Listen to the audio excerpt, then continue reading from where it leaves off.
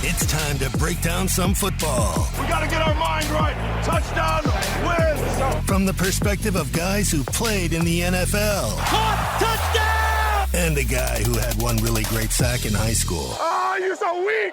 You're a waste of my time. Greg Camarillo and Marcus McNeil are the pros. And Skraby is the Joe. Let's go. Let's go. Let's go. Two Pros and a Joe starts right now. That is us, two pros and a Joe, and you may have heard Jalen Ramsey there in the open, and he could say that to whoever he wants in the NFL right now because all he does is shut down big-time wide receivers. I'm Skraby, I'm the Joe. We got Marcus McNeil up top in my view, and we got Greg Camarillo down below in my view. Marcus McNeil played in the NFL as a left tackle to Phillip Rivers, his blind side for, I believe, is it 6 seasons, Marcus? 6 years, baby. You know it. 6 seasons. And then we got Greg Camarillo, who played a wide receiver in the NFL for 8 seasons. And he played with the Chargers, the Dolphins, the Saints, and the Vikings. So, again, I entered this podcast with just awesome feedback from everyone. We got so much feedback in the YouTube that we put up, in some of the different Twitter posts that we put up, that we started a Twitter account. So please go and follow us. It's at the number 2 Pros and a Joe on Twitter, and we also are on YouTube. You can go to the Two Pros and a Joe YouTube as well. So I mean, it's been awesome, and we're gonna just keep building on this, and we're just gonna keep having a great old time. So please follow us on Twitter, and then go to our Spotify and Apple Podcast page and subscribe there. Same thing, number 2 Pros and a Joe. And you can find us on social media. You can find Greg at Catch Camarillo. You can find Marcus at Marcus McNeil 73, and you can find me at Matt Skraby. We just want to talk football, get both perspectives. The pros give the perspective from being on the field, and I ask the questions. So, without further ado, let's get into this. And that is a Skraby thing for the ages. Forgot to put up the volume. Let's go to this. Baby. That is a total Skraby move. It's time for Two Pros and a Joe to make some big decisions. The more you guys work with me, the more you guys are going to figure out that I fumble a lot of things. So just get used to it. Thanks for being nice about it, guys. Big decisions today. Let's give you guys some credit for last week, though. You predicted correctly that Taysom Hill would be the starter for the Saints, and Taysom Hill was named the starter. And Taysom Hill won his game, and Taysom Hill looked pretty good doing it. So big round of applause to our pros there. There it is. Make sure that you guys get the credit you deserve. Let's start with you, Greg. What did you think about Taysom Hill? Thoroughly impressed. The big question mark was, how can he throw the ball? We know he's super athletic. No question mark there. The man had only thrown 2 passes in a pro game. Not overall, but in the most in one game, 2 passes. So a huge question mark. And I was impressed by his accuracy. I was impressed by his awareness in the pocket. And to me, he looked like what Coach Payton has been talking about, someone you can build a future on. Yeah. What do you think, Marcus? What did you see on Sunday? Rock solid. And it's easy. I think some of that standard is rubbing off on me from Greg. I felt smart when I was watching Taysom Hill this weekend, just take the football. I was like, you know what? Some of those, so what do we call them, Skraby? what were you doing back in the day, Greg? The case studies? Case studies. Oh, case studies. Yeah. Some of the case studies were rubbing off on me, you know what I mean? But to be all honest, Taysom Hill was just great, this weekend to watch. I felt like Sean Payton knew what he was doing whenever he decided to put him there. They paid him big money because they knew that he could be a big part of that offense. He spread it out. He kept them, guessing. He ran, he threw the ball well, and he just looked good out there.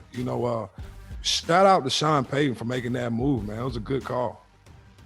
Yeah, it came with a little bit of controversy. A lot of people were stunned that Sean Payton wasn't going to start Jameis Winston, which you guys were so sure of yourselves. It made me think he was going to start, so I picked him up in a fantasy football league. Didn't play him, but I'm going to be playing him next week. That's how good he was on Sunday.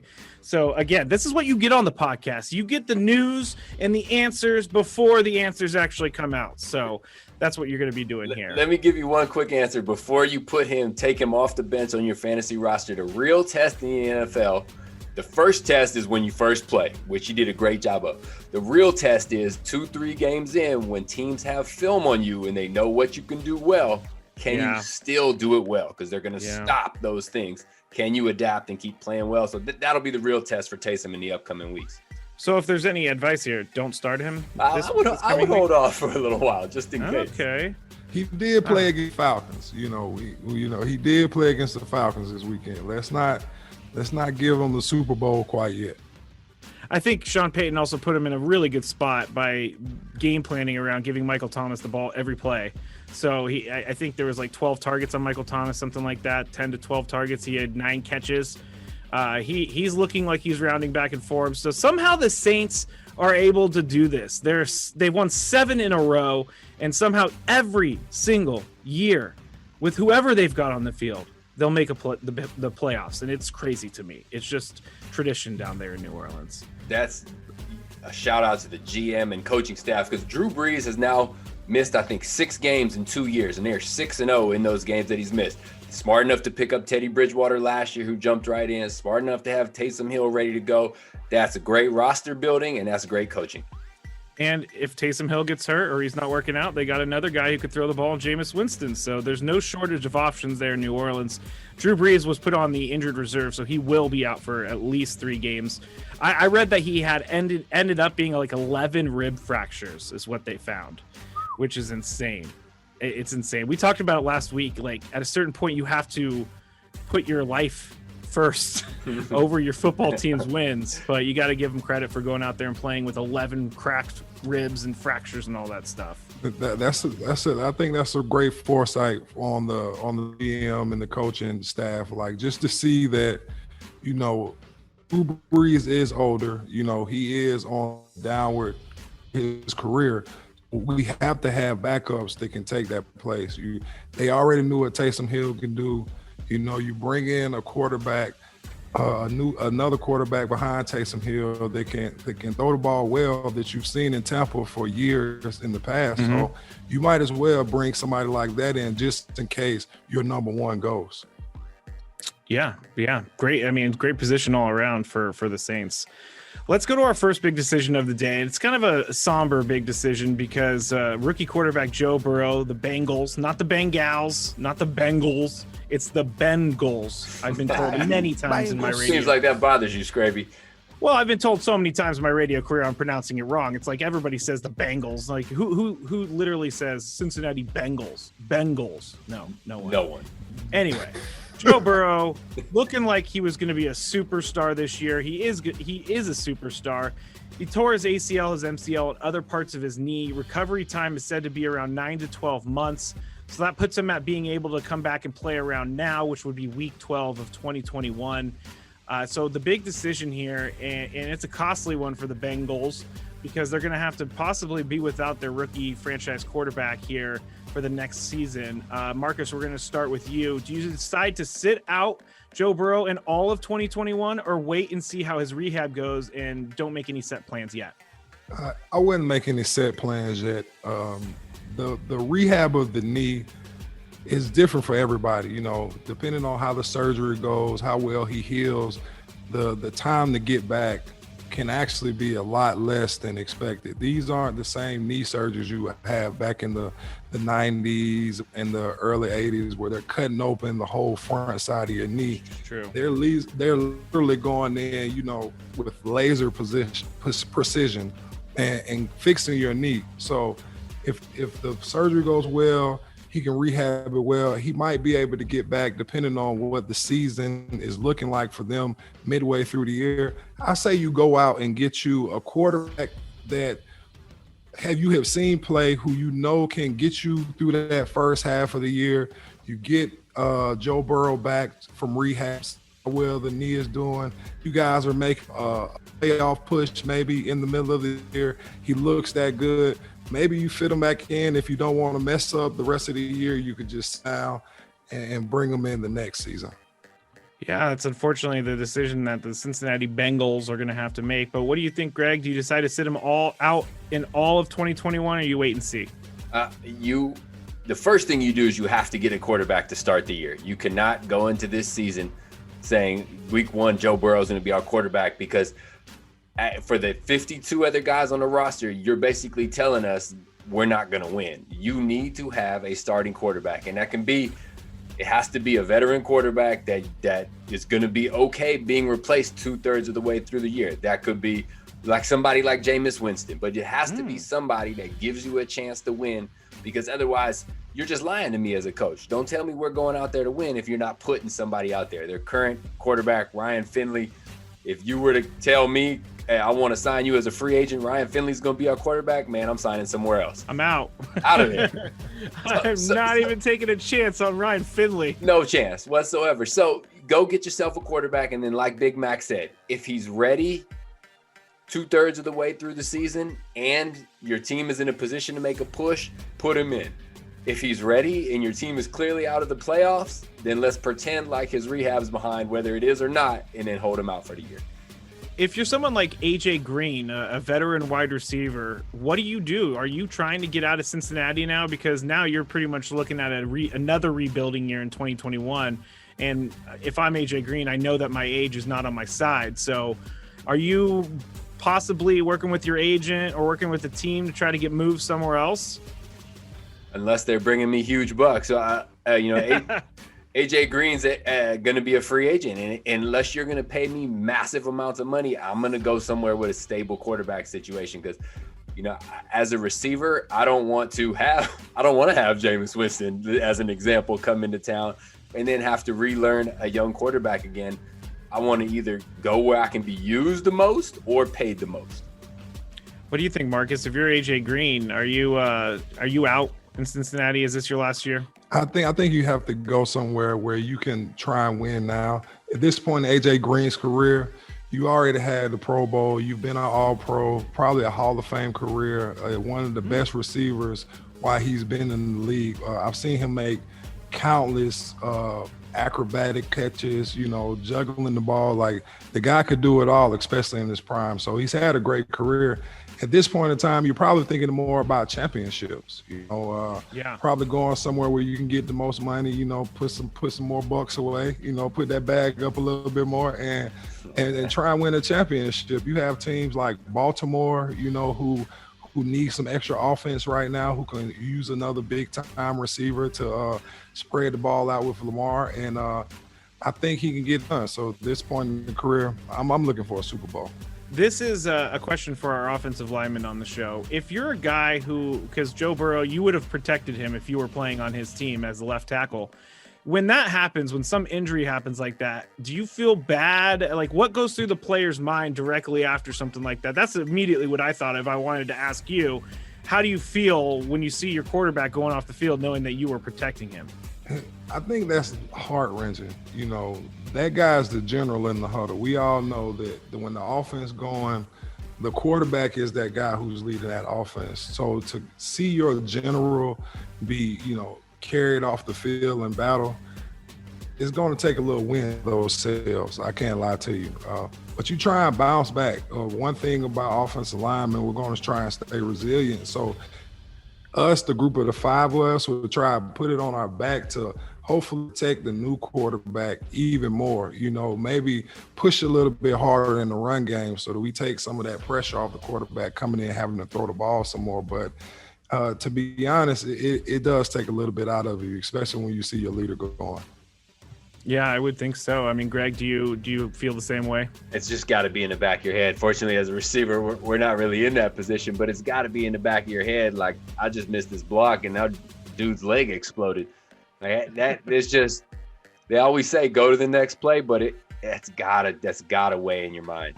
It does, and I feel so bad for him. He did everything right. He was looking amazing, and now he has a question mark on his career, and it sucks. I mean, that's as bad as it gets for an offensive lineman too, man. Sitting back there and knowing it's your fault, that hurts a little bit more, because you do take it a little bit heavy because you're supposed to be the guy protecting them, So me personally, I took all my sacks personal. So you never want to do it. As an offensive lineman, you never really get highlighted for anything but the bad things. It's true. It's true. A holding call, an offsides penalty, oh, I'm too far down the field. You know what I mean? Yeah. These are the only times. And then they just show you walking back to the huddle, hot and frustrated, you know what I'm saying? Probably slightly overweight, you know what I'm saying? Like, it just doesn't look good, you know what I mean? Oh, that's hilarious. Greg, did you have anything to add? It looked like you were trying to start. Yeah, so, I mean, something that this brings up is, do you really want to be the first draft pick, the number 1 overall draft pick as a quarterback? Because if you are, it means you're going to a team that sucks. Literally the worst team is picking you up. And then something like this happens where you look at Herbert and you look at Tua, who are on, I mean, their teams are not great, but they're getting a chance to play at a higher level because they're on better teams.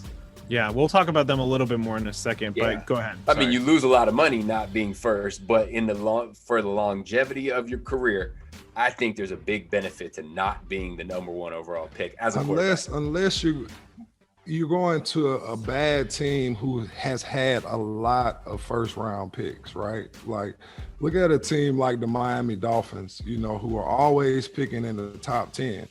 Like, I've always eventually said, you have to be able to put a team together eventually because you're getting the top players every year. You know, I still don't know how the Cleveland Browns haven't put a Super Bowl team together because, like, you're coming every year with the top pick. You know, if you would just, like, spread it all the way out instead of grabbing quarterbacks every 2 years, you know, like, you could have a team full of all-American, you know what I'm saying, starting on your offensive defense.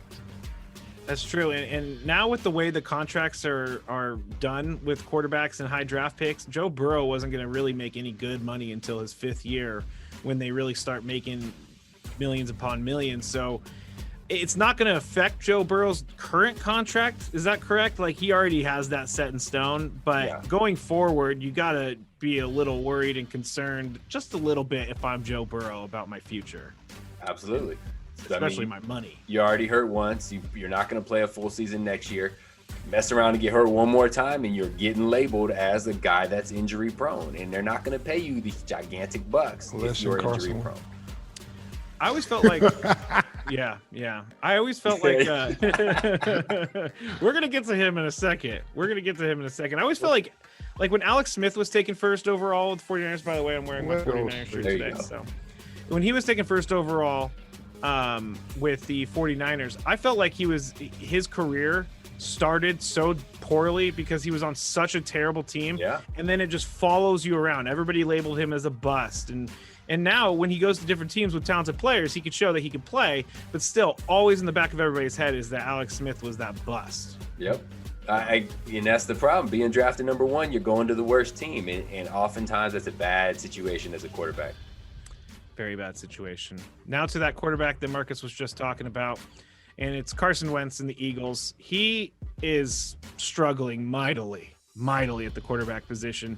He's turned over the ball 24 times this year in 10 games, which is just so many times. He's thrown 21.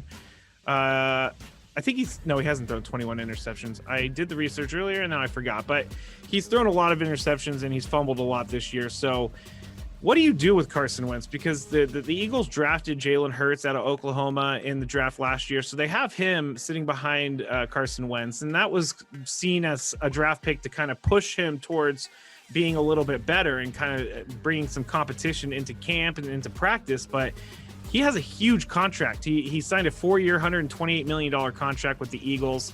And they are kind of stuck with him until there's an out in 2022, but he's signed all the way through 2024.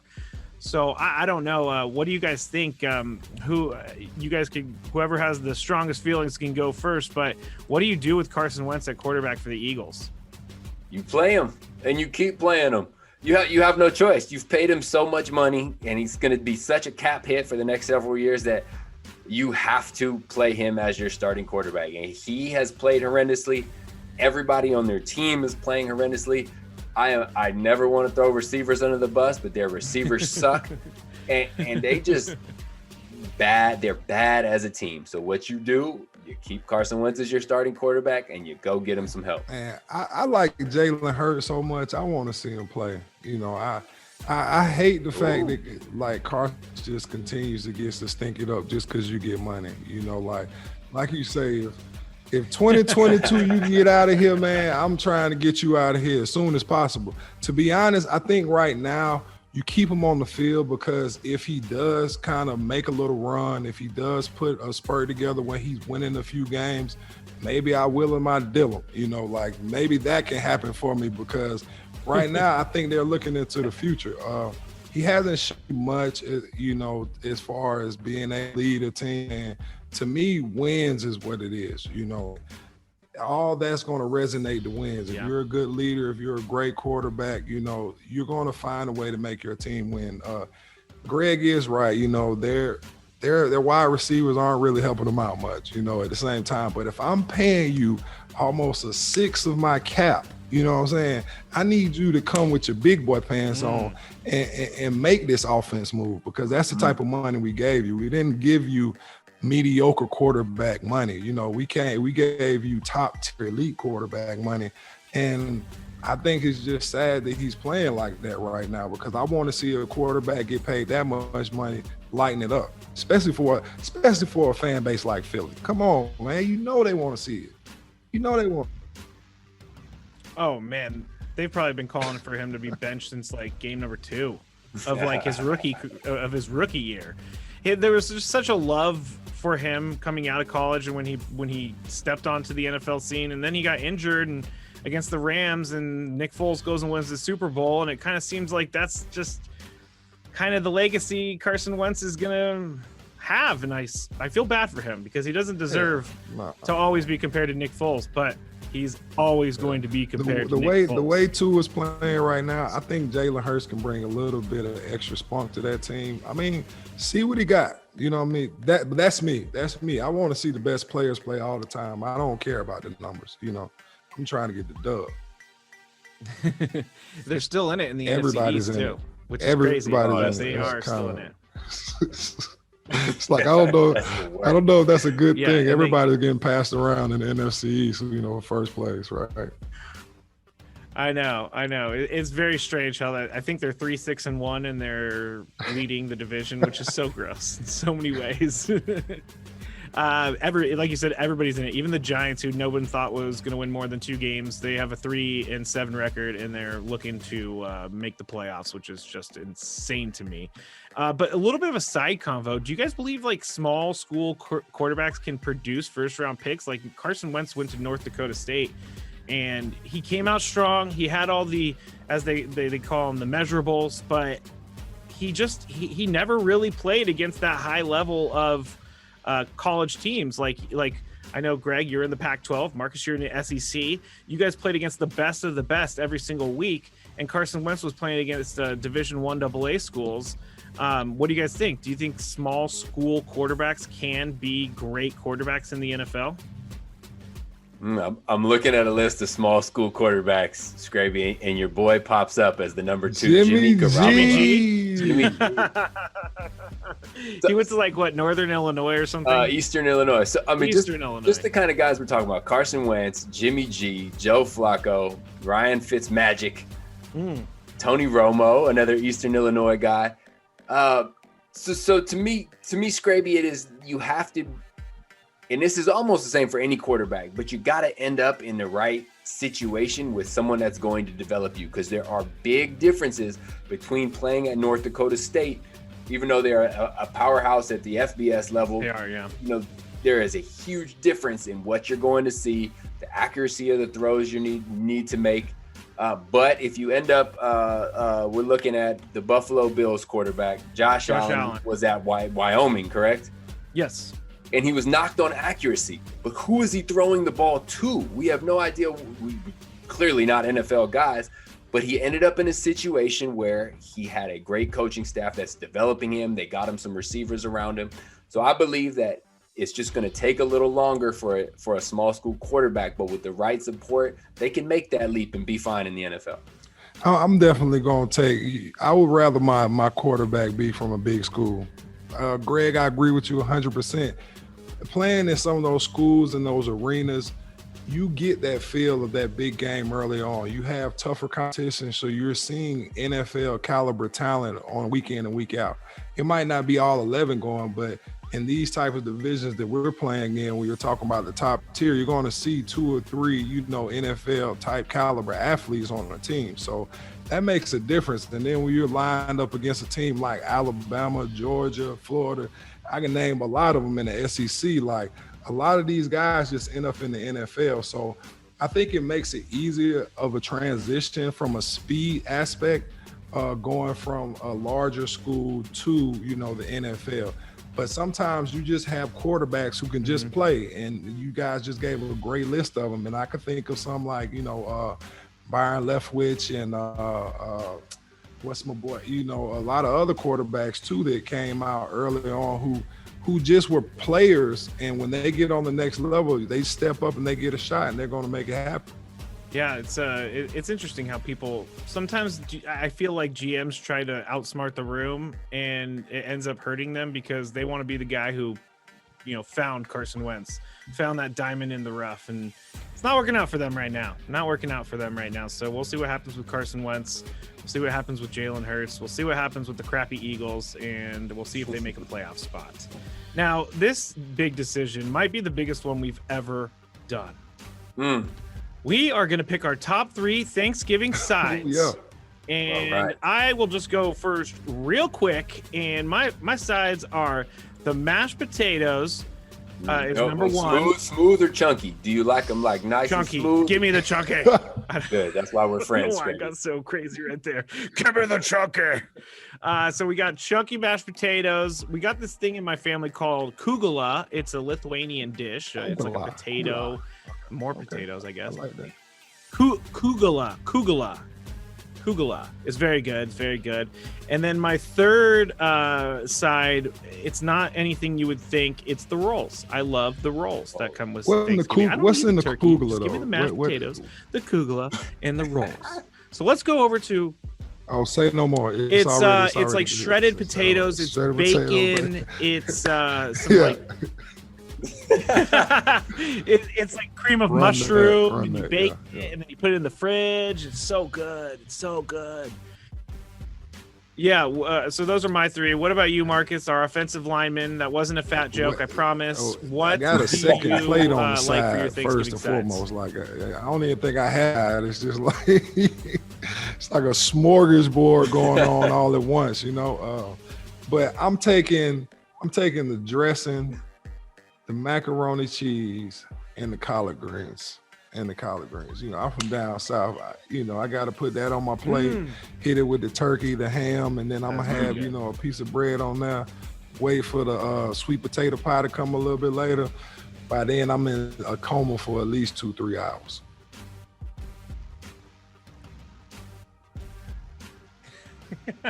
There you go. What about you, Greg? What's your Thanksgiving size? Our wide Big receiver Mac, on the podcast. Big Mac and I agree on one thing, but the regional difference of where we are from is showing.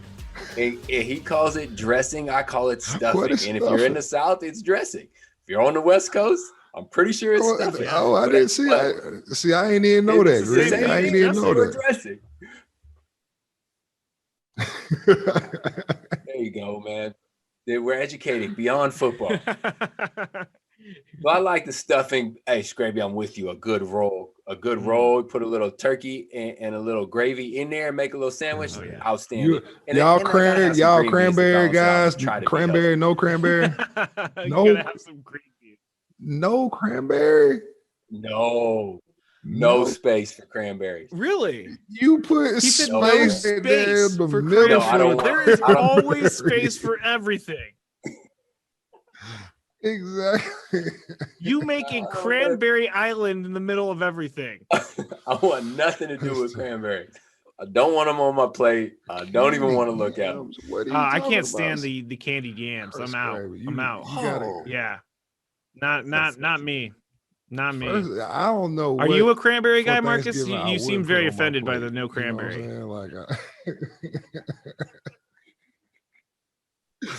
Just put it on there. Make sure you got the dessert. Just whatever's there. Just put it on the plate. We'll go from there. Oh, the dessert. Pumpkin, cherry it's sweet pie potato is my pie, favorite man. right there. What's gravy? Pumpkin pie. What are you talking about? Ugh. Whoa. Sorry. This is So we talked about regional difference. This one is more of a racial difference. So I have a black wife, and I'm Mexican and Jewish. In my family, we always had pumpkin pie. She always had sweet potato pie. And then you show up and you see these both orange-looking pies. They look the same. There you go. But I've grown a great appreciation for that sweet potato That's what I was saying. Is that because you have to? I mean, it's just good. Good PC answer, Greg. It's just good. Well, this is Thanksgiving week, so I thought it would be fun to find out what we like on our Thanksgiving sides right there. And we hope all of you have a great Thanksgiving. Tell us what your sides are at 2 Pros and a Joe on Twitter. Let us know what you're eating. Take a picture, show us all that good stuff. Now, Greg, before he came, we started this podcast, he came up with some overreactions that we want to start doing because it's just fun to overreact. I'm the king of overreaction, but Greg, you came up with a great list of some of those that we can talk about right here. And the first one is going to be after last night's performance. We're doing this on Tuesday, November 24th. So the Buccaneers and the Rams played Monday Night Football last night. Tom Brady did not look good. And I was one of those who tweeted out that Tom Brady's washed up. So is Tom Brady washed up? Is that true? Or is that just an overreaction? It's an overreaction. It's borderline true, but it's an overreaction. I look at Peyton Manning on his final year of his career. He sucked. Like, he was throwing ducks, was not playing well, but he won the Super Bowl. True. I think that Tom Brady still had, and granted, he's not playing at the level of Tom Brady we're used to seeing, but I think calling him washed up, it implies that he cannot win in the NFL. And I think that if things get rolling in the right direction, if Antonio Brown stops running the wrong routes and they can figure out how to connect, that Tom Brady, being close to washed up, can still lead his team on a nice playoff run. So is it not fair of me to call him Skraby, Noodle Arm baby. on 97.3 The Fan? Hey, man, you throw gross picks like that on Monday night. You I'm not gonna give you a pass. No, you hate Greg gave me the Brady. pass, and Marcus doesn't give me the pass, but I did call him Noodle Arm. Yeah. I should love him, but I don't. Like the whole, even the handshaking thing after the game doesn't bother me anymore. It doesn't bother me. I don't care if Tom Brady shakes someone's hand. You guys are NFL players. You can do whatever you want. It's a bad look, whatever. Who cares? But it's just like the Tom Brady. Oh, okay. Sore I was about loser to you just really don't bothers know why. me I'll to my take core, that. and I don't know why. It's just him, man. It's just him. You can't call Tom Brady washed up. Are you serious? To be honest, there's one way to beat Tom Brady, right? Get him off his spot. Do not let him sit back there, get in rhythm, and pick you apart. And that's what we saw happen to him this weekend. You know, they kept him off his spot. He couldn't catch that rhythm. So when he's like that, he can be beat. The only time we ever had a chance against Tom Brady is when our defense went lights out. So if you can get your defense to disrupt Tom Brady and his timing, then you really have a chance to beat the Bucs. True. But I still think he has a noodle arm. So I don't know. That's just someone who's never played the game before, who can't throw the ball more than 20 yards. Like dads try and throw the ball to their sons in my neighborhood, right? And when I watch it, I'm like, this kid doesn't have a chance. You know what I'm saying? Because of the balls I'm seeing his dad throw to him. You know what I mean? True. So when you play, like if you can't throw the ball, it's an art to being able to throw the ball. Like and to be able to him. watch a great quarterback, not just throw it, but Greg knows what I'm talking about. Spin it. You know what I'm saying? Put that English on it, put that touch on it, like fit it in a hole, drop it over the top, know where to put that ball. Like there's an art to that. And I think Brady has mastered it. He mastered the art of throwing a football. Well, if you're the GOAT, you should be able to throw a football the best of all time. Well, Greg, you catch balls from, that was really weird. Whoa. I know. I'm sorry. I stopped myself. Greg's catching footballs from quarterbacks. I just wanted to see, like, when he's saying he's spinning it, Tom Brady is spinning it. What's the quarterback that threw to you that you were Like I remember in high school when I would play scout team, the starting quarterback Kevin O'Connell would throw me like slants, and it would come at me so fast, and I would just be like, it would bounce off my face mask, it would hit me in the chest, and it would actually hurt to hit me in the chest. But what do you have a quarterback at top of mind that just like you did not want to catch that ball? Well, you always want Brett Favre. Oh, there we go. Thought it was comical in walkthrough to throw the ball as hard as he could at you, which don't ask me why, but it brought I was sweating in walkthrough trying to catch a Brett Favre fastball, and he just thought it was hilarious. And this is when he was 78 years old. But no, so I've actually met with a reporter who was writing an article on catchability. It's interesting. It's gone deep into it. Chad Pennington in Miami threw the most catchable ball that I will say in the history of the world, but really just that I ever caught. The dude basically dropped it into your lap for you. Incredibly accurate, never fast, just always on time and in the right location. And it was glorious. The opposite of that in Minnesota, we had a backup named Tavares Jackson who has passed away. So I don't want to. Oh yeah, that's right. On him too hard. For sure. But the dude had a cannon and did not know how to turn the cannon down. And so you get this ball launched at you, and it is hard to catch. Like, man, it just like Big Mac said, there is an art to throwing a ball. And to me, Chad Pennington, oh man, he made my life easy as a receiver because he mastered that art. That's interesting that you say that. I would never have guessed if you would put a list of quarterbacks in front of me and said pick the one I like the most. I wouldn't have even thought of him being. A fun stat in my second year with Chad Pennington, 2009. I had 50 catches and was the only receiver to have 50 catches and no drops. Wow. And it was not really a testament to me as it was a testament to how he threw the ball. Like he really caught it for you. And it was great to be on the receiving end of that. Yeah, there was a fun story that you told last week about Taysom Hill, and he wasn't actually left-handed. That's okay. We thought he was. We didn't even know. I'm the king of just like, if I don't know the answer to something, I'll just go with whoever sounds most confident about their answers. So yeah, I think he's left-handed. I think no, he's not. He's right-handed. But that was great, Greg. If you want to go back to episode 4 and listen to our Taysom Hill conversation, you'll hear that a left-handed quarterback actually throws the ball in a different spiral. So now every time I see the ball on TV, I'm trying to imagine it go in the opposite direction, and it just blows my mind. I can't do it. Yep. Another fun fact has nothing to do with football, but our toilets, when you flush them, they go, I believe, clockwise. Yes. If you go south of the border, they spin the other way. Something you never notice until you go south of the equator, not border, south of the equator. And then you notice it. And it's the same thing with a left-handed quarterback. You never pay attention to the way it spins until it spins the other way. So Tom Brady, not washed up, according to the guys who actually played the game. I'll go with you guys. We'll move on. Yeah, I guess you guys know what you're talking about. To another quarterback. Actually, all of these are about quarterbacks, which quarterbacks are fun to say they're overrated. But Justin Herbert, Chargers quarterback, been looking pretty good. He lights up the Jets on Sunday, and as Greg said, he is now the truth. So, what is that an overreaction, Greg? Yes. He's great. He's great. Okay. He's a really good quarterback. Okay. He is the best rookie quarterback by far. But you should not get love for lighting up the Jets through the air. They are the worst team I've ever watched. And I've been on a 1-15 team. I've watched the Detroit Lions, the Cleveland Browns.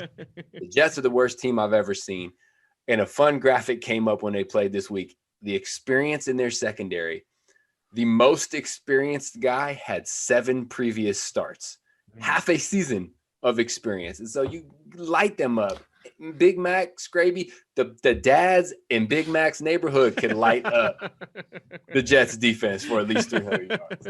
But anyway, Herbert's great, but he's not the truth yet. He's a really good quarterback. Yeah, I'm on the Herbert. What do you think, Marcus? Train. I think you were talking before. You might think I liked him in Oregon. You know, I actually got a chance to see him last year. They played the opening game against Auburn, so I had a chance to catch him in college, and I was like, this quarterback right here is legit. Nice. So when he ended up with the Chargers, I was like, oh, he might be the next one up. So the way I've been seeing him play this year, I like him. I like him. He's a tall, confident guy, with the haircut, just a little bit. Yeah, he threw me off a little bit. You know what I'm saying? He threw me off a little bit with the haircut this week. But clean cut, you know what I'm saying? He definitely went from 25 to like 13 on me. But if you could throw the ball, I'll take you. You know what I'm saying? And we're trying to build around you. So a young-looking kid like that, we should at least have him for another 30, 40 years. Yeah, he is like, I did not expect him to come out and play so well so early, and especially because he wasn't even supposed to start the first game that he did. The Chargers doctors punctured Tyrod Taylor's lung before the game with a pain shot, so he had to go out, and Justin Herbert stepped in, and then rest is history. Tyrod Taylor didn't get his job back.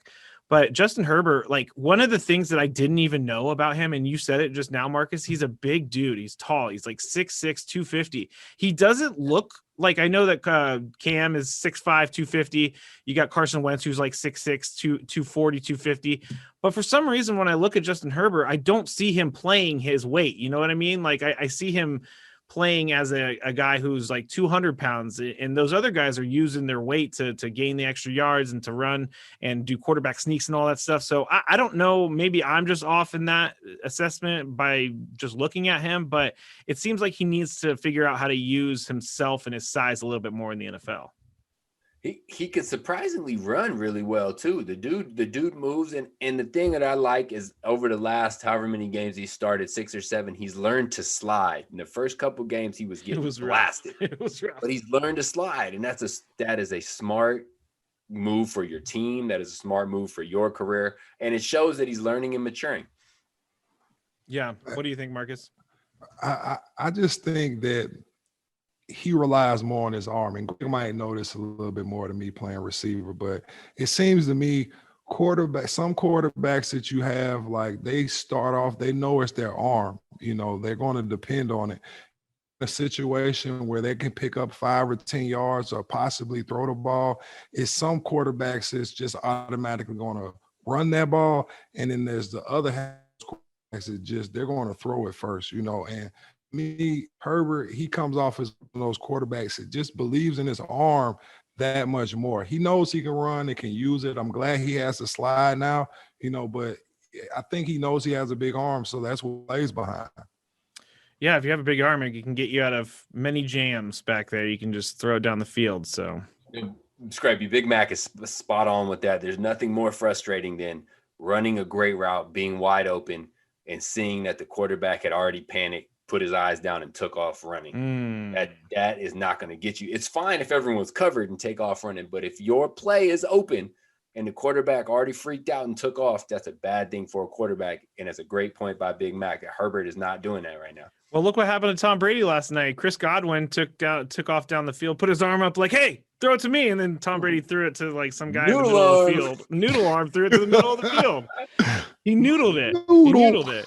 I look forward to seeing Justin Herbert play. I was very pleasantly surprised to see how well he played, and it's going to be exciting to watch the Chargers, no matter who's listening to this podcast, if you're a Chargers fan or not, and if you're a Chargers fan from San Diego, you have to show respect for what is going on with the Chargers quarterback situation. And the last overreaction actually goes to the guy who was drafted right before Justin Herbert, and that's Tua Tagovailoa. And the overreaction here is that he was exposed against the Broncos on Sunday, and he is not that good, Marcus. I think that people are absolutely overreacting on that. To be honest, he looked like a quarterback in the games that he played before that, like a quarterback that can get you through those rough games. And he got some good wins against some good teams. He beat the Cardinals in the game when they were back and forth, came back and beat the Chargers. Well, to me, he beat the Rams. So, I think that you go ahead and play him in this moment. You put him in that position, the starting position, to make him the quarterback of your future. You're down 10, like, let him get in there and show what he can do. I mean, I know he got beat up. I think the same thing that was happening to Tom Brady. If you get sacked 6 times, you're not going to have a great game. You're not going to get that timing. You're not going to be able to throw the ball like you need to. but you put him in an offense. Tua actually has an arm, and we all know that he has legs as well. You get him in a 2-minute offense and you spread him out a little bit more rather than people being the play up close, and now he can drop dimes and also get you 5-10 yards and get out of bounds, and now get down the field and hopefully set you up for the win. Yeah, what do you think, Greg, about Tua? Overreaction?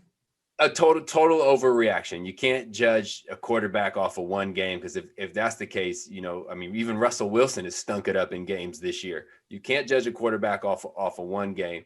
But something I disagree with Big Mac on, it, and we can go down this path if you'd like to.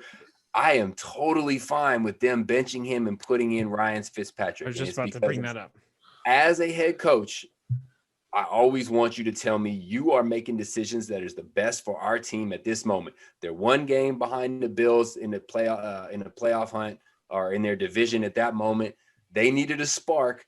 Let's throw in this Fitzmagic and let's see. I mean, it got him down the field. He threw a pick. Why get the spark though with Fitzpatrick? If I need a spark and I'm going for a playoff run, I need that spark to come from this new back that I just put in this starting position. Like, now, if he gets this win, if he comes back and gets this win, now you're talking about putting together a string of wins, starting off undefeated in his starting career, as a starter. And then you turn around and you're fighting for a playoff position. Like, that's the type of momentum I want going into the playoffs. If I do that with Fitzpatrick, even if I do bring in Fitzpatrick and we win this game, where does it go on for the rest of the season? Am I going to keep on going back and forth? I've never seen quarterbacks go back and forth and end up winning the Super Bowl, or many playoff games to say that. This is only people. This isn't college with Tim Tebow and like rotating quarterbacks who hold up. Yeah, with the rotating quarterbacks, ducks on them. So that's just me personally, though. That's just I'm me trying personally. hard to think of a team that swapped in and out quarterbacks. Trying to as well, and I can't. Well, I mean, so we'll address this in two parts. One is Tua was in there for 55 minutes or how many minutes was in there, and they scored 13 points. That's not enough. I need a spark. Ryan Fitzmagic, we know he's not trigger shy. What he does is throw the ball. Let's just see. Why not? Tua, you got a long shot. It's not working at this moment. And I don't necessarily blame Tua for all of it, but let's just see if we can get that little spark that we need right now. And then the other argument could be, now, I was going to say Mariota for Tannehill last year, but then they didn't go back to Mariota, which would be this situation. So, Big Mac, you are correct on that. I cannot think of a situation where they swap in and out quarterbacks based on how you're playing. Hey, that's a great argument. I have no counter argument. I'll take it. One from Marcus. Ding, ding, ding, ding. Yeah, I think with Tua, when you made the decision, and by the way, Brian Flores did say after the game, this doesn't change anything for our future. Tua is going to be starting the next game. Brian Fitzmagic, now I'm going to call him for the rest of his life. He is the guy who is going to come in and try to win the game for us. But if I'm Brian Flores, I want to see what I got in my quarterback. I want to see if he has the balls to drive down the field a couple times and win the game. And on our show that we do on 97.3 The Fan, I was the only one who felt that way. So I'm glad to see that Marcus feels that way as well. I kind of feel where he was coming from, where he was trying to find that spark for his team. But I just don't think you make that decision, because for the overall picture in the long haul, I'm not going to be making that decision. So it's like, I don't want to expend everything I got right now trying this right here when it might sabotage something that I have going well for the entire season and maybe even into the playoffs. It's like, Marcus, I'm looking, my friend, you have changed my mind. Oh, So the way I think about it, based on what Marcus is saying, if you put Ryan Fitzmagic in, he goes down and he wins, then how do you go back to Tua as the starting quarterback? You can't. You can't say I swapped you out, you won us the game, and you're not starting.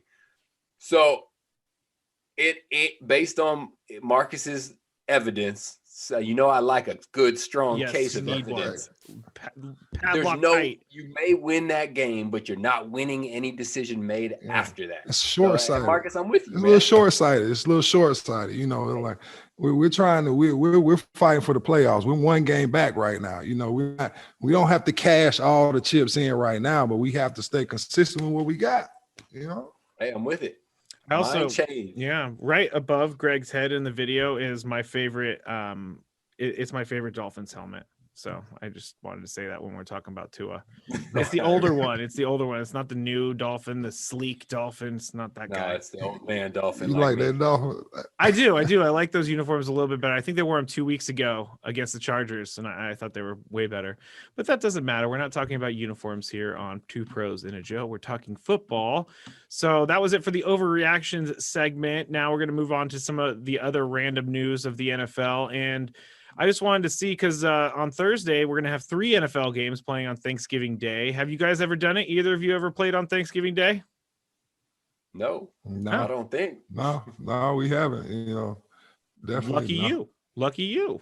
Do you guys think that the NFL players like playing on Thanksgiving Day, or do you think it's not their favorite because they want to be eaten? Big Mac, you tell me if I'm wrong on this, but to me, when you're in the middle of a season, it doesn't matter it's just a regular Thursday game. There's no holidays. If Christmas is on a Sunday, it's just a regular Sunday game. No matter what the situation is, the coaches might give you an hour or 2 off early if it's a holiday, but it's just a regular week. Nothing in your routine changes. You might buy a couple more tickets for family, but playing on Thanksgiving, playing on Christmas, whatever the situation, is the same. Yeah, I think that's the one thing about playing in the NFL. We miss the Christmas holidays. We miss Thanksgiving. It's like we're still in work mode. We work half of the year. Our holiday is the off season. We take vacation. We, live it up, just kind of go see family, just spend time with everybody who you might not have been able to see while you were playing for those 6 months. So like Greg says, I could care less. I think I might want to play on Thursday just because sometimes you play on those Thursday night games, you get that Friday, Saturday, Sunday off, so whenever I can get a little stretch like that off in the middle of the season, as long as it's not too tough of a game, I'll take it. Yeah, I didn't think about it like that. You get extra days off and you get to hang out with your family. And I think some of the teams end up playing 2 Thursdays in a row. So they go in their short week, which is this week, and then they have their full week, which will take them to Thursday, and then they have a long week after that. So it's kind of an interesting little stretch in scheduling to see. It would be interesting to get a little case study going on to see what happens with teams who play on Thursday, 2 Thursdays in a row. But that's what I thought. I thought you guys were going to say that it doesn't seem like the players really care that they're playing on Thanksgiving. It's just another game, and it's just for all of us out there to watch. And the games sometimes aren't the best. We were talking on the show today. Is it time for the Lions to get their Thanksgiving Day special taken away? I said no, just because it's tradition. But they've been so awful for years. Like, no one wants to watch them anymore. What do you guys feel? I don't think any game should ever be played for tradition purposes. I want entertainment. Let's leave the Lions for Sunday at 10 a.m. when I watch a different game. Sunday night, Monday night, Thursday night should be big games. Sorry, Lions, you got to go. All right. Hey, straight up, entertainment. I don't know if you guys know, but the NFL is an entertainment company. We came to see a show, and that's what I want to see. Ain't nothing better than sitting down, being able to watch a great football game when you got a plate full of food. Hence, 2 plates if you're big night. Hence, every tailgate in every football stadium, in the United States right now. So you don't really want to see, a game where somebody's getting blown out. Nobody really wants, no fans are really there. There's no real big players in the game. Like, you kind of want to set it up like a playoff experience. So when you have big games, like who's the big game on Thursday? The Ravens. It's going to be, but the Ravens are going to be missing their entire team pretty much due to COVID. Yeah. But a game like that, I want to see that game. Heck yeah. I'm sitting down watching that game. I don't know that I'm going to watch it. I always watch every single game on Thanksgiving, but the Ravens, they've lost everyone. They've lost Mark Ingram. They've lost J.K. Dobbins. They've lost at least 10 other players and coaches and all this other stuff. But the NFL, I love the NFL. They're really funny about this whole thing. Everybody's showing up with COVID, but always on the bottom line of the article, the NFL plans to play the game as scheduled, no matter what is happening. Yep. No matter what. Hey, the other matchup are the Washington football team versus the Cowboys, both 3-7, both potentially NFC moving East, baby. At least it's a playoff matchup. You know what I'm saying? At least we watch it. I'm gonna watch it. Like we're battling for first place. At least it's something on the line right there. You know what I mean? Who are the Lions playing? The Texans, 3-7. That is Texans. garbage. That is garbage. Not for me because my Deshaun Watson's on my fantasy team, so I'm hoping he's lights up Detroit. And if you had Deshaun Watson last week in fantasy, he did very well for you. Very, very well. Look at that face Marcus just made. So Devontae Adams, wide receiver of the Packers, we talked about him in rapid fire last week, and you guys both said you thought he was at least consideration as top wide receiver in the league. And he tweeted out after Cooper Kupp just tore up Monday Night Football last night, him and Robert Woods, but Devontae Adams tweeted out, Cooper Kupp is the most underrated receiver in the league. So we're going to go to our wide receiver, our former NFL wide receiver, Greg Camarillo, and we're going to ask you, do you think Cooper Kupp is the most underrated receiver in the league? You know, Skraby, I always like to disagree with people. And so I did research trying to disagree with Devontae, but I think he's right. Cooper Kupp is an outstanding wide receiver. He is asked to do a lot of things in the Rams office. He runs great slot routes. He gets great yak, as we saw. The dude is built tough. He plays tough. He's got great hands. And he doesn't get the love that he necessarily should. And you know, you could always argue it's because he's in the Rams system. Well, they took out Brandon Cooks, who was a big part of their offense last year, and Cooper Kupp is producing plenty. I think he very well might be the most underrated receiver in the league because the dude balls and he doesn't get the Pro Bowls like other receivers do. Yeah, he's really good. What do you think, Marcus? Do you think he's the most underrated wide receiver in the league, Cooper Kupp? Most underrated wide receiver in the league. I'm trying to run around the league right now and see if I can get anybody better. Will Fuller, maybe? Ooh. He gets injured a lot. He has been injured this year. You know what? I think I will take Fuller in that because without Fuller, Deshaun doesn't have that big play ability all with the Texans. And when you lose D-Hop, like he's depending on you, you know. So I think I'm gonna take Will Fuller, and only because Kupp disappointed me a little while ago in my fantasy, so I still have a little. It's a little personal with me and Kupp. You know what I'm saying? Like, you know, I was leaning on him before, you know, and he didn't really do what I needed to do. So now that he's balling, I can't give him full credit. I love that. Like, one of our pros plays fantasy, which it's fine if you play fantasy or not, but I love that you kind of think like we do. And I've been told so many times in fantasy football, do not let your emotions make your decision, but I let my emotions make my decision every single time.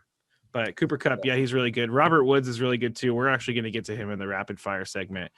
A couple more here. The next one is New York Giants head coach Joe Judge. He got into a fight with his offensive line coach, Mark Colombo, former offensive line coach.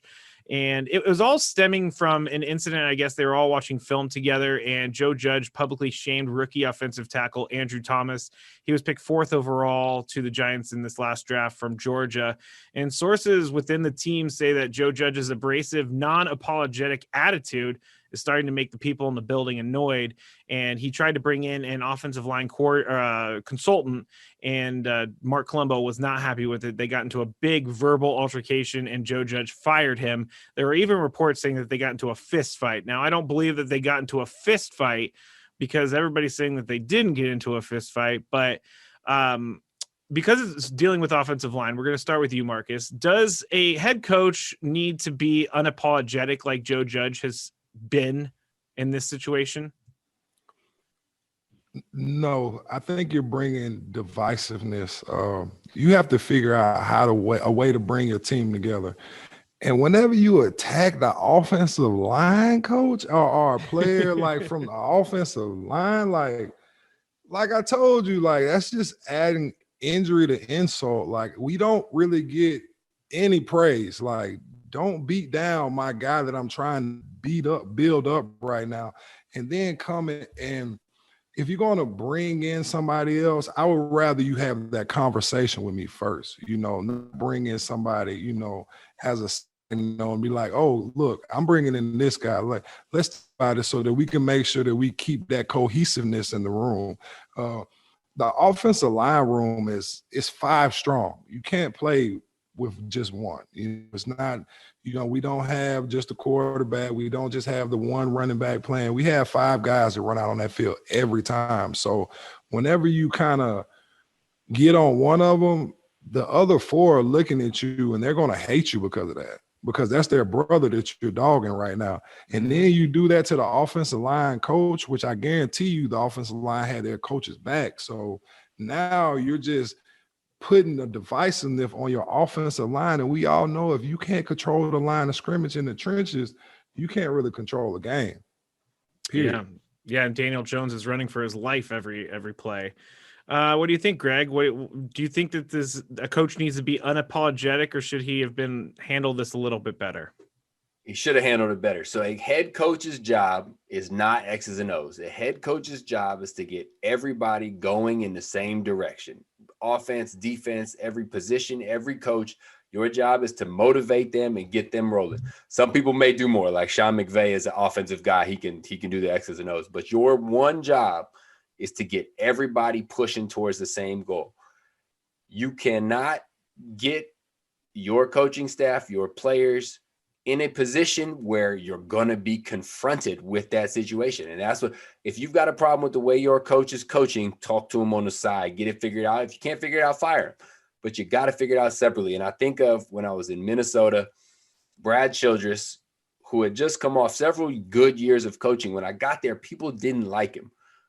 Percy Harvin was one of our best receivers, and he didn't get along with Brad Childress and got to a point in practice where they had to be separated from a physical altercation. Brad Childress would have been smashed in this physical altercation. Is Brad Childress the guy with the glasses? Yeah. Okay, oh no, Percy right. he would have destroyed yes, it. Of course. The point is when you reach that point where you are making someone choose, just like Big Mac said, you're being divisive. People are going to either get behind you as a head coach, or they're going to get behind the player or the assistant coach.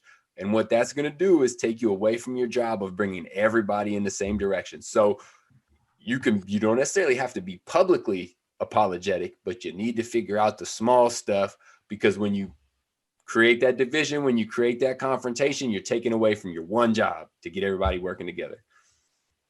Yeah, I think Marcus, do you have anything there? No, go ahead. I was going to say, I think there's a little bit more to Joe Judge was a special teams guy for the Patriots. And a lot of people said that he wasn't going to be able to do the job. And he already kind of came in with a uphill battle to prove to everyone he's head coach worthy. So I think maybe there's some sort of, and I could be completely wrong, so feel free to tell me, but there might be some sort of chip on his shoulder where he has to show that he's the boss so that no one messes with him. And it could come off as a bully, and it could come off as something that is not head coach material. And that's kind of what I feel here, is that he's just trying to prove himself to everyone who said he couldn't do it. Sometimes when you do that, it's unbelievable too. Like, I don't believe you, like come in trying to lay that around. And you can see it in the coach. Like, I don't really believe that, like, this is the cloth you're cut from.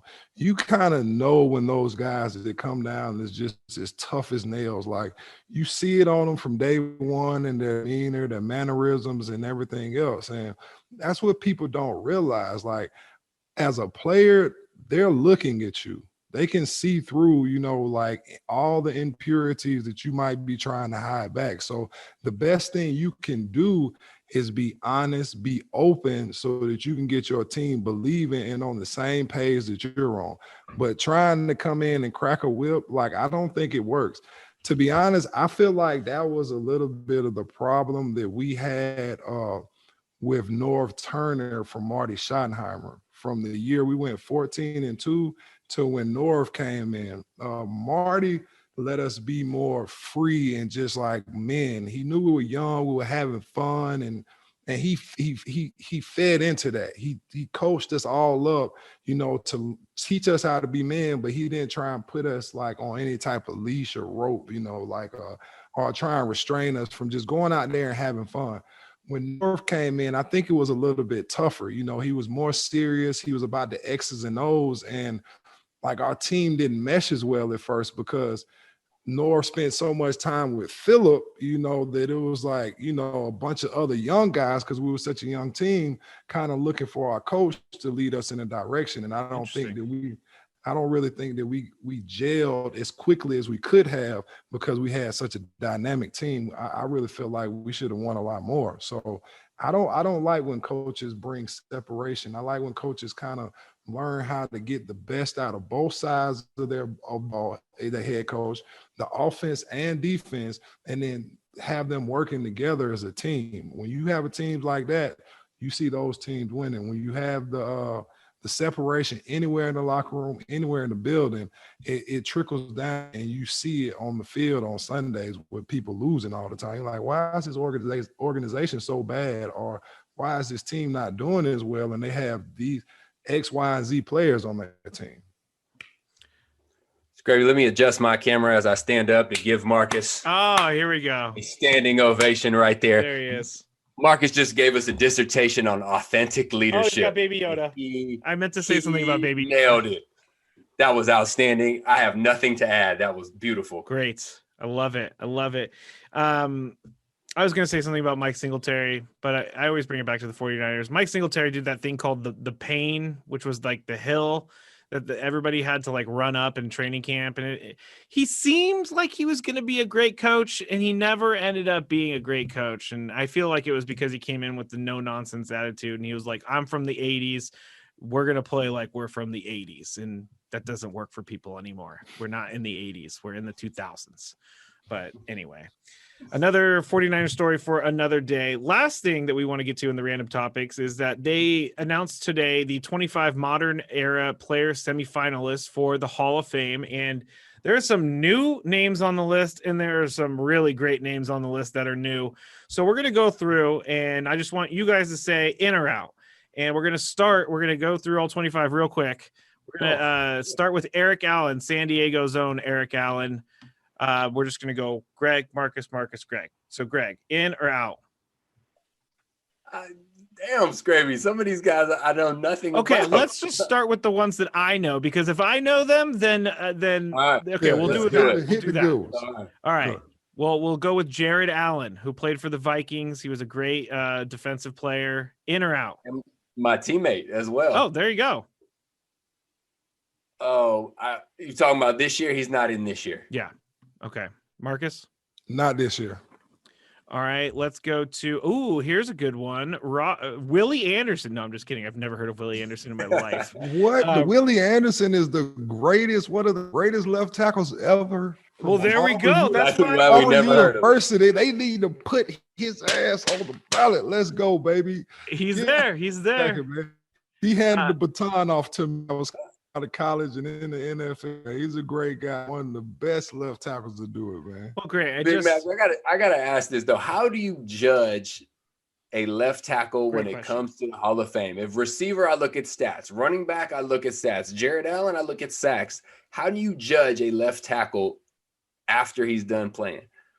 I'm doing it by the amount of sacks, and then probably I will also do it based off of how their running backs and stuff do. So if I'm thinking of offensive linemen, like you have to go with like how well your quarterback did, how many sacks you were up, and then also what you do in the run game, So if you were able to have some good running backs or actually be able to block for some good running backs, that has a big impact on what you do in that game. I'm really happy that I made a joke about a guy that someone actually knows here on this. I thought it was going to be hilarious. Oh, Willie Anderson, big never heard of dog, this guy before. Willie. And of course, it was probably the tightest guy on the crew for Marcus. So let's go. We're going to start with you, Marcus. Rondé Barber, in or out? Out. Greg? I don't know. I'm not good at football history, man. I'm just gonna. You can just comment if you want to comment. I'm gonna abstain. Abstain. I like that. How about this? Because this is on me. This is planned out so well that we're gonna go towards. What's that? How many people go in? I think it's 5. Oh, 5. Yeah. That's easy then. If it's only 5, then it gets a little bit tighter then. Let's go with the new guys, and that we already did Jared Allen. What about Calvin Johnson getting in? Receiver? Absolutely. Yes. First ballot. So, all right.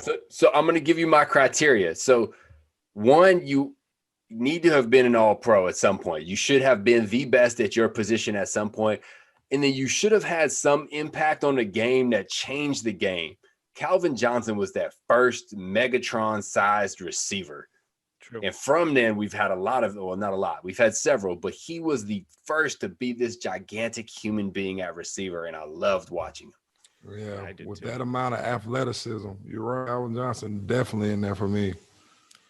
Peyton Manning, I don't think there's any question about that one going in first ballot. So move over whoever's been waiting for like 20 years because Peyton Manning's going to take a spot there. We got some other guys. Oh, I think your former teammate, Greg, Zach Thomas. Did you guys play together? Yeah, we did. Yeah. And this doesn't speak on his Hall of Fame career, but his Hall of Fame personality. He was one of the first guys that came up and introduced himself to me. I was picked up off of waivers. I was a nobody in the locker room. He said, "Hey, Greg, I'm Zach. Great to have you." And from that moment, I love the dude because that takes a lot for a Pro Bowl, all-pro veteran to just greet a nobody. Love the guy for that. The Dolphins fans want him in bad. I mean, the dude was a monster. Yeah. Yes. We'll say yes. Yes. Get him in. What do you think? Marcus, you probably played against Zach Thomas, didn't you? We played against Zach Thomas. He was a dog. When I'm looking at the list, if I had to pick 5, I'm definitely picking Zach in this 5 because he's one of those players that consistently year in and year out for years, he was one of the top defensive players in the league, and he played hard. I don't think his team was as good, through a lot of those years, where I think was a lot of maybe his hit when it comes to the Hall of Fame. But as far as real players, Zach, I would definitely give Zach the nod. I think Hines Ward would be a yes. I love Hines Ward, and I think that he changed the game as being a hard-hitting receiver, which is not there. But I think you can't have too many receivers going in at one time, and I think Calvin Johnson's got to go first, and then it's a toss-up. Reggie Wayne, Torrey Holt, Hines Ward. I don't see Hines Ward getting in the first round, but he'll eventually get there. Yeah. Okay, the last newest member to it is Charles Woodson, and I think he's a yes going in first ballot. Other guys on the list, like Patrick Willis, my favorite 49er of all time. He's probably not going to make it for a little bit. So Patrick Willis is a fucking beast. Okay. that made my day. He is unreal. Okay, Skraby. He is absolutely your favorite 49er of all time. Yes. I honestly think he's one of the best linebackers of all time. I've seen him rack up so many tackles and play so hard. And I've never just honestly witnessed somebody in the trenches play like that. I think he's better than Ray Lewis. Ray Lewis, I think, yes, honestly, Ray Lewis to me, maybe he's not the IQ Ray Lewis beats him on, the football IQ, but as far as just pure talent and raw ability and just an all-out dog as a football player, I've never seen anybody play sideline like him. And you guys, anybody in the SEC too, I promise you. Wow, that is awesome. He was getting 30, 40 tackles in a game.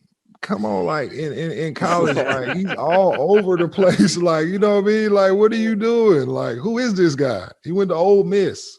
He did go to Ole Miss. He didn't have a long career, and I think that hurts him a little bit in the eyes of some people because he only played, I think, like 8 or 9 years, but he had to retire due to like a bad toe. His foot, And I mean, you take away an athlete's foot and they're done. 8 years, but a 7-time Pro Bowler and a 5-time All-Pro. So he was incredibly effective in those 8 years. Man, I wish he didn't retire so early. Dang it. Damn toes, man. I know. Damn toes. Damn toes. Damn toes. Well, that was fun. That was fun. All right. So we'll check back in on the Hall of Fame as they go along, whittling people down. Now we are going to go to the last segment of the podcast, and hopefully I have this right this time. So let's try it. Put on your word association hats because it's rapid fire time. And Greg's put on his hat. He just tied his hat behind his head. I love it. I see you, Skraby, baby. Let's go. Yep, that's right. That's right. First one is going to be a little underwhelming, I think, but we're going to start with, let's go with you, Marcus. You're on the top of my screen. James Robinson, the running back for the Jaguars. Ooh,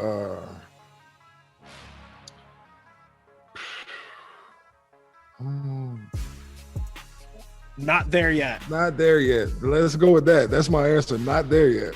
Okay, not there yet. Greg, are you the same? Not there yet? Oh, man, my reaction is who? Who? Yeah. I'm Googling him right Jaguars. now. Like, James Robinson. Oh, you guys don't know who he is? He's the rookie running back. He's actually, I believe he was undrafted, but he's been pretty good for the Jaguars this year. He's been much better than Leonard Fournette was in the past years, and same with who's TJ Yeldon. I'm pretty sure it's somebody who don't know who I am, so we're just going. I don't know.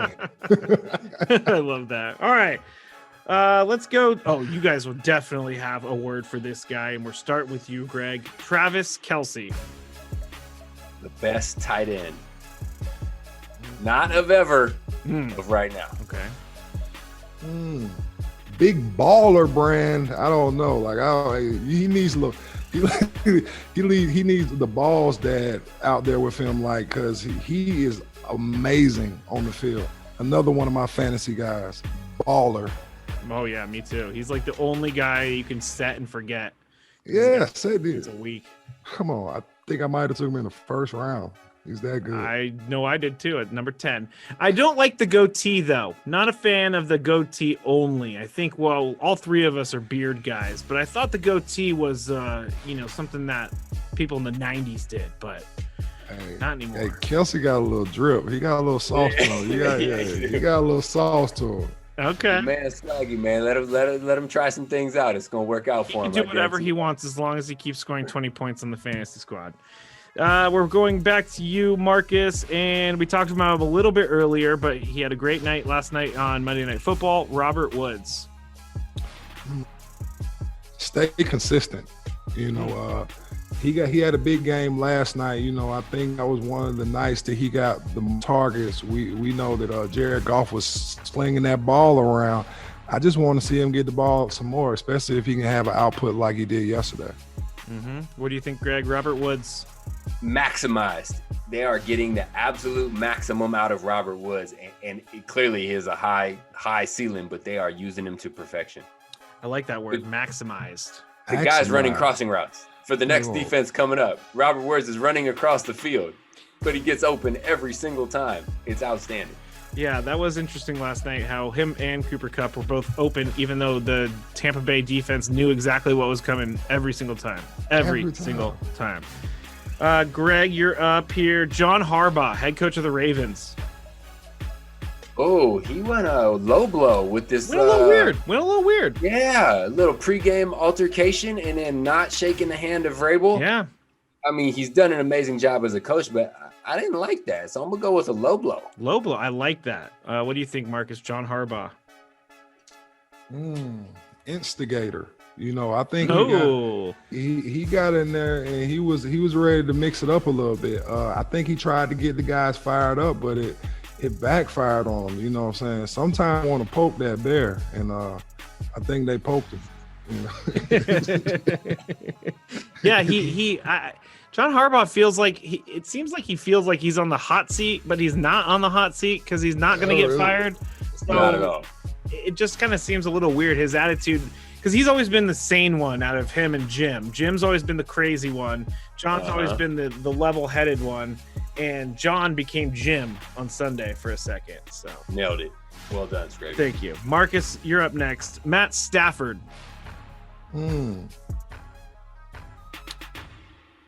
I'm not excited about Thanksgiving, so I'm gonna say expeditiously. I want to get off the screen expeditiously on Thursday. Oh, I see what you're saying. You just want him off your screen. Yeah, Just get him off I your want screen. him off the screen right Okay. now. I don't All want to right. watch them play right now. And he's like, I like Matthew Stafford. He's a good guy, but I like watching the Lions play right now. They just What are you talking about? You don't like Kerryon Johnson and Adrian Peterson running into the back of their center every single time? that is disgusting. Okay, that is absolutely disgusting.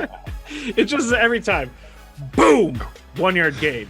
Yeah, like it's just not good. You know what I'm saying? Matthew Stafford, the Detroit Lions. I don't want to see you. Get off my screen, expeditious. As my boy T.I. would say, expeditiously. I love that, expeditiously. Greg, Matthew Stafford. No. No. My answer about Matt is no. Is he a great quarterback? No. Is he fun to watch? No. Do I watch the Detroit Lions? No. It's just, he's got some talent, but he's just not exciting. There's nothing about watching him play football for the Detroit Lions that's exciting. So when the game comes on, my answer is no. He's going to have massive stats when his career is over, but he's going to have nothing to show for it except for massive stats. He's And not that's, gonna have- that's what Detroit does to you. Barry Sanders yeah. gave up because he was tired of being in Detroit. Calvin Johnson gave it everything he's had. His body gave up because he was tired of being in Detroit. Matt Stafford, he's getting paid $1 gazillion, but he should be tired of being in Detroit too. Okay, last one, starting with you, Greg, and it's another quarterback, and he played really well on Sunday night. Not Patrick Mahomes, but it's Derek Carr. Ooh. Baller. Mm-hmm. I love seeing a guy later in his career blossoming, and he is playing high-level football right now. He got one MVP vote in the last round of voting that I almost agree with, but it came from his brother. So Oh, it's it not- did. You're right. the brother's your one vote. But for real, he's playing at a high level, and he deserves to be in that conversation. Will he win it? No, but I love the way he's playing. Yeah. What do you think, Marcus? Derek Carr. You got to be a big man to say this. And I'm just going to be like, I'm sorry. Because I did the same thing Greg Wait, hold did. on. You broke up right when you're paying it off. We're the big enough right man there. to say it. We're right there. I'll say start it over. again. You were a big. It takes a big You man. got to say be this. you have to be a big man to say this. And I want to say, Derek Carr, I'm sorry. All right. I dogged him a few weeks ago, when he got that one pick from his brother, but he showed me consistently that he wants to step up and play football, and he's leading that team right now, Vegas, and he's balling. He's balling. Keep it up. It was fun to see. Yeah, it was fun to see everything that happened with the mics on the field and hearing all the audibles and hearing why am I forgetting his name right now? John Gruden and him talking on the field. That was actually one of the things that I think will come from this season is that people will understand the game a little bit better because they're able to hear everything on the field. Apparently last night Tom Brady yelled out, "Red panties, red panties." So that's a little bit. The funny thing, Skraby, is I love hearing that because in a game with a full stadium, receivers can't hear any of that. Oh, Like, so- I have no idea what the quarterbacks are talking about. So I am thoroughly enjoying hearing them mic'd up. Yeah, that is fun. Well, that's it for Rapid Fire, and that is it for episode number 5. Thank you to our pros, Marcus McNeil and Greg Camarillo. Thank you. I wanted to say this last week, but I forgot. But thank you to our big voice guy, Mike Hansen, for making our podcast sound great with his big voice. And thanks to everyone out there who has subscribed to our Spotify and to our iTunes. Make sure you do that. It's the number 2 pros and a Joe, and go to our Twitter as well. It's 2 pros and a Joe.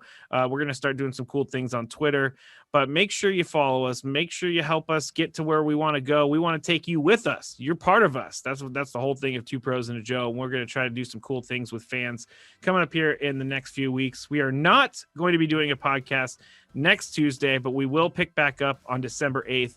And we might have something really cool for you guys on December 8th. Don't want to say it yet because it's not confirmed, but stay tuned. It's looking good, and appreciate everyone out there. So you guys have anything you want to say before we sign off before Thanksgiving? Big thanks to the mic, to the sound, to the voice man. Big voice man. Hey, man, appreciate the voice, man. Y'all, please don't eat too much turkey. Let's try and save our waistlines, please. Yes. For Marcus McNeil, Greg Camarillo, Matt Skraby, this is 2 pros and a Joe. Thank you to everyone. We'll talk to you in a couple weeks.